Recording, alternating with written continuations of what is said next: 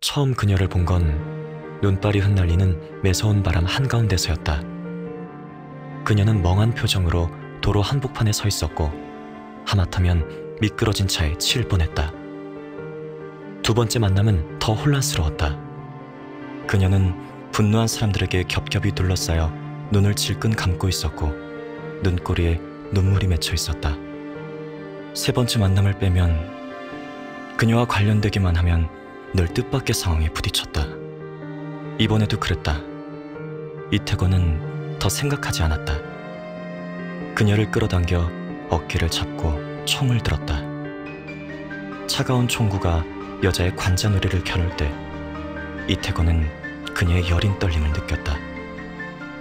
하지만 그녀는 이내 평정을 되찾고 조금도 발버둥치지 않은 채 말없이 그리고 순순히 그를 따랐다. 그녀는 고개를 기울여 이태권과 조심스럽게 시선을 맞췄다. 속눈썹이 파르르 떨렸다. 대표님, 저는... 그만. 그녀가 긴 말을 하기 전에 이태권이 말을 잘랐다. 그가 다시 앞으로 눈을 돌렸다. 맞은편에 있는 자들이 작은 목소리로 무언가를 논의하고 있었다. 그들은 뭔가가 마음에 걸리는지 일제히 동작을 멈춘 채 앞으로 다가오지도 물러나지도 않았다. 한동안 그렇게 대치가 이어졌을 때 한 남자가 군중 속에서 걸어나왔다. 풀어줘. 누군가 참지 못하고 반박했다. 아레스라고 불리운 남자가 그들을 힐끗 보며 짜증스럽게 말했다. 두 번 말해야 알아듣겠나? 포위하고 있던 자들이 천천히 길을 터주었다. 블랙스완의 내부 갈등까지 알아볼 시간은 없었다. 상대가 정말 싸울 생각이 없다는 것을 확인하자마자 이태권은 그녀를 데리고 출구 쪽으로 걸어갔다. 어깨를 스치는 순간 아레스의 목소리가 들렸다. 서두를 필요 없어요. 우린 다시 만날 테니까. 이태권은 고개를 돌렸다. 아레스의 시선이 침묵하고 있는 그녀에게 머물러 있는 것을 보고 자신도 모르게 미간을 찌푸렸다. 그도 나지막이 대답했다. 오래 걸리지 않을 겁니다. 블랙스완으로부터 벗어나고도 이태권은 총을 내리지 않았다. 그녀는 마침내 불안해지기 시작했는지 손을 들고 더듬더듬 무언가를 해명하려 했다. 함부로 움직이지 말아요. 아직 당신의 혐의가 벗겨진 건 아닙니다. 저는 정말 블랙스완의 멤버가 아니에요. 그녀는 스스로 결백을 입증하고 싶어 하면서도 어디서부터 말을 꺼내야 할지 모르는 듯 초조하고 경황이 없어 보였다. 전 대설 사건의 단서를 찾으러 왔을 뿐이에요. 그녀에게 의심스러운 점이 너무 많다는 것을 이태권은 잘 알고 있다. 하지만 반짝이는 그녀의 눈동자를 보고 망설임 끝에 결국 총을 천천히 내려놓았다. 이번 대설 사건의 내막을 알고 있습니까?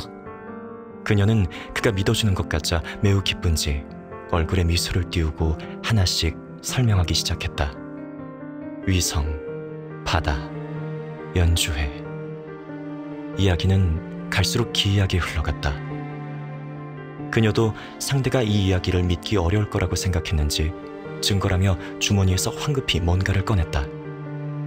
피아노 연주의 티켓이다. 이태권은 그 티켓을 힐끗 쳐다봤다. 그건 당신의 일방적인 추측일 뿐입니다. 하지만 가서 막지 않으면... 그녀는 아랫입술을 가볍게 깨물며 티켓과 이태권의 얼굴을 번갈아 보았다. 마침내 무언가를 결심한 듯 자동차가 출발하기 전에 문 쪽으로 손을 뻗었지만 이내 제자리로 끌어당겨졌다. 제 말을 믿으시는 거예요? 안 믿습니다. 이태권은 넥타이를 느슨하게 당기고는 웃음기 어린 낮은 목소리로 말했다. 당신 속도로 가다가는 어두워져서야 도착할 겁니다. 뭐예요? 그녀는 투덜대면서도 한결 편한 표정이 되었다. 편안한 피아노 선율이 차 안에 울려 퍼졌다. 아무도 말하지 않았고 밖에는 눈이 끝없이 내리고 있었다. 세상의 모든 것을 덮어버리기라도 할 듯. 이태곤은 그녀와의 세 번째 만남을 기억하고 있다. 생방송 인터뷰 직후였다. 여자 MC가 고개를 끄덕였다. 향후 화해는 영화 산업에 꾸준히 관심을 갖고 해외 영화 시장에 적극 진출하겠다는 말씀이시죠? 블랙슈트 차림의 이태곤은 양손을 고개에 다리에 올려두고 엄숙한 표정으로 아래턱을 살짝 지켜든 채 답했다. 그렇습니다. 방금 충분히 설명드렸듯이. 그의 톤은 높지 않았다. 하지만 차가운 말투에서 쉽사리 다가갈 수 없는 거리감이 느껴졌다. 곧 제가 화해 대표로서 HBS와 추가 접촉할 예정입니다. 기자회견 스케줄도 정해졌고요. 그렇다면 그 기자회견과 관련해서 혹시 삐 소리와 함께 MC의 목소리가 뚝 끊기고 TV 화면이 검은색으로 변했다. 이태건은 리모컨을 제자리에 놓고 넥타이를 느슨하게 당겼다. 바쁜 하루가 끝났지만 그의 얼굴은 전혀 풀어지지 않았다. 테이블에 놓인 휴대폰이 깜빡였다. 이태건은 미간을 찌푸렸다. 표정에서 피로가 엿보였지만 이내 벌떡 일어난 그는 모든 것을 쥐락펴락하는 냉정한 강자의 모습으로 돌아왔다. 이태건은 간단한 지시를 내리고 전화를 끊었다. 이메일을 확인하려는 참에 휴대폰 화면 좌측 하단에 뜬 빨간 점이 그의 시선을 끌었다. 오후에 인터뷰하느라 못 받은 전화인가? 빨간 점이 뜬 아이콘을 눌러 부재 중 전화를 건 발신자 이름을 확인하고 이태건은 순간 멍해졌다. 길 안 보고 다니는 여자. 이 번호를 어떻게 저장하게 되었는지 그는 기억하고 있었다. 그때 그녀는 자기 머리카락에 한없이 떨어지는 눈송이는 아랑곳 않고 부산스럽게 가방에서 명함을 꺼내 그에게 내밀었다. 이태건은 명함을 받은 김에 번호를 저장했다. 하지만 두 번의 우연한 만남 이후 다시 마주친 적은 없었다. 그녀가 왜 갑자기 전화를 했는지 도무지 짐작이 가지 않았다. 의문을 품은 채 콜백 버튼을 누르려는 순간 또 한 번 진동이 울렸다. 화면에 그녀의 이름이 떴다. 휴대폰 화면 위를 배회하던 엄지가 잠깐 멈칫했다. 이태건은 결국 받기 쪽으로 화면을 그었다. 이태건 대표님 맞죠? 전화 받으셨네요? 그녀의 목소리가 전화기 저편에서 들려왔다. 의외라는 듯 꽤나 기뻐하는 투였다. 잠깐 멈췄다가 이태건이 대답했다. 네, 무슨 일이죠? 오후 인터뷰 방송 봤어요. 앞으로 HBS와 협력하실 예정이라고. 기억이 맞다면 지난번에 만났을 때도 비슷한 대화를 나눴다. 이태곤은 들릴 듯 말 듯 한숨을 내쉬며 말했다. 그 투자 건은 이미 결정. 알아요. 투자를 막으려는 게 아니에요. 저는 그냥 제가 HBS 자료를 정리해둔 게 있어요. 분석도 했고요. 전부 보내드릴 테니 참고해주세요.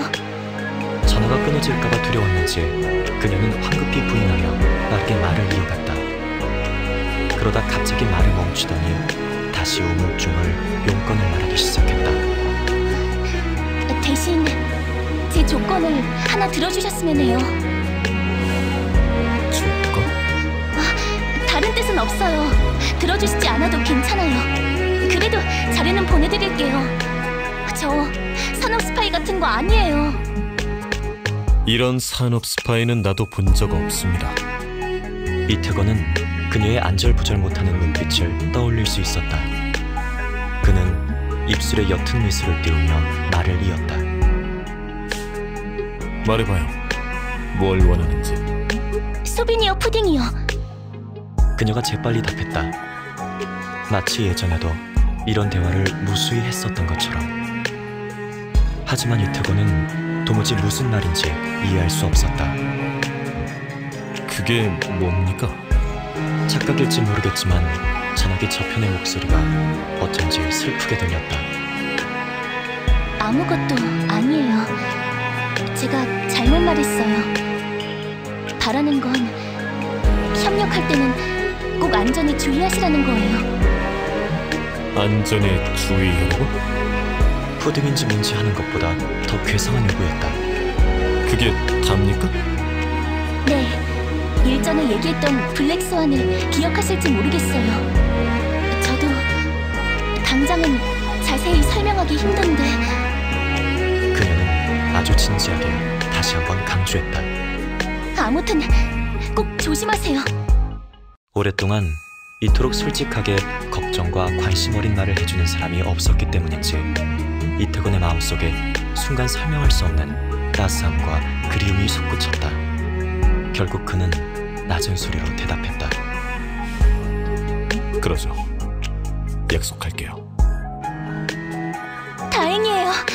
그럼 지금 당장 메일 보낼게요. 꼭 확인하세요. 전화가 끊어지고 곧바로 휴대폰에 또 한 번 알림음이 울렸다. 새 메일 알림 표시를 보며 이태곤의 눈동자는 창밖의 짙은 밤처럼 어두워졌다. 그는 똑똑히 기억하고 있다. 그녀에게 이메일 주소를 가르쳐준 적이 없다는 사실을. 받은 메일함으로 들어갔다. 하지만 이태곤은 바로 메일을 열어보지 않고 아까 그녀가 말한 수비니어 푸딩에 대해 생각했다. 당연한 듯 튀어나온 그 말. 오래전부터 형성된 습관에 의해 나온 말이었다. 그 습관은 분명 그와 관계가 있을 것이다. 하지만 그의 기억 속에 그런 물건은 없다. 이태곤은 손을 책상에 올리고 손가락으로 책상 가장자리를 두드리며 생각에 잠겼다. 이게 처음은 아니다. 차도에서 그녀를 구할 때부터 뭔가가 달랐다. 그 후 그는 사설 탐정을 고용해 그녀를 조사했지만 안타깝게도 아무 소득도 없었다. 그녀는 이 세계에 갑자기 떨어진 사람 같으면서도 그에 관해 너무 잘 알고 있었다. 이태곤은 이런 이상한 일을 그냥 넘어가는 사람이 아니었다. 그날부터 매주 시간을 내서 사설 탐정의 브리핑을 들으며 그녀가 요즘 무엇을 하고 다니는지 들었다. 덕분에 인파 속에서 그녀를 구할 수 있었던 것이다. 사실 두 번째 만남은 우연이 아니었다. 사설 탐정이 이태곤에게 그녀가 기적의 발견 제작사를 여러 차례 방문했다고 말해줬고, 그래서 폭동 소식을 듣고 한 걸음에 현장으로 달려간 것이다. 본능에 따라 충동적으로 행동하는 건 이태곤의 스타일이 아니었지만 그때는 마음속에 맴도는 불길한 예감을 모른 척할 수가 없었다. 그녀를 인파 속에서 구했을 때 일부러 무시했지만 분명 그는 마음속 깊이 안도하는 감정을 느꼈다. 분명 정체 모를 인물인데 그녀를 다시 만난 순간 왠지 모르게 불안이나 위험을 조금도 느끼지 않았다. 오히려 기묘한 친근감과 신뢰가 느껴졌다.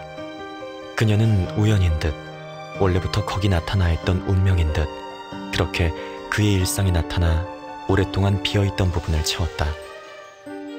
그의 인생에 단 한 번도 없었던 현상이었다. 이상했지만 그렇다고 밀어내진 않았다. 이태곤은 마침내 받은 메일을 열었다. HBS나 배우의 블랙스완에 관해서는 사실 그도 진작 조사한 바 있지만 그래도 그녀가 보내온 자료를 꼼꼼히 읽기 시작했다. 자료를 살펴볼수록 이태곤은 놀라움을 감출 수 없었다. 그녀의 자료에 그가 모르는 내용이 있어서가 아니다. 분석 방법이든 결론이든 하나부터 열까지 자신의 그림자가 보였기 때문이다. 게다가 문서에는 지적받고 수정한 흔적도 있었다. 하나의 가정이 그의 머릿속에 떠올랐다.